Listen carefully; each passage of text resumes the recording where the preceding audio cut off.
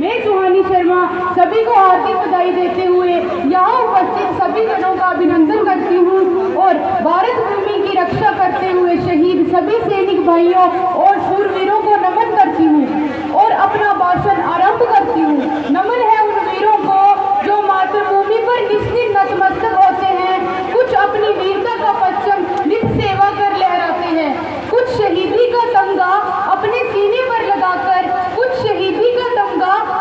सीने पर लगाकर आसमान की रौनक बनते हैं।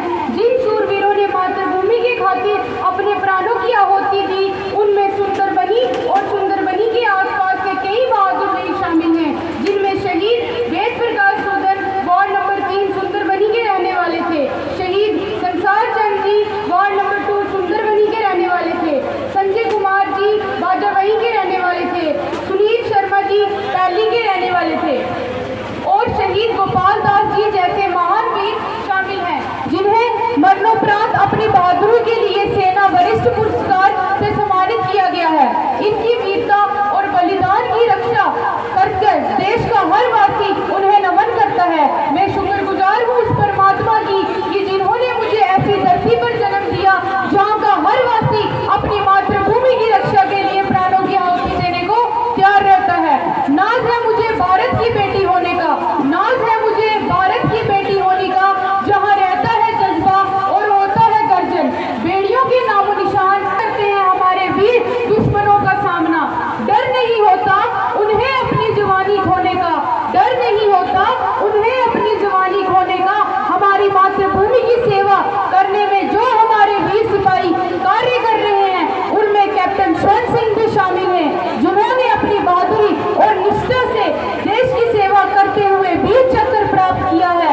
अपनी भारत माता के प्रति उनकी सेवा को मैं नमन करती हूँ। बहादुरी की परचम लहराने में हमारे देश के वीर सपूत मेजर अरुण शर्मा का नाम भी सुनहरे अक्षरों से अंकित किया गया है, जिन्हें हाल ही में ही भारत सरकार ने शौर्य चक्र से नवाजा है।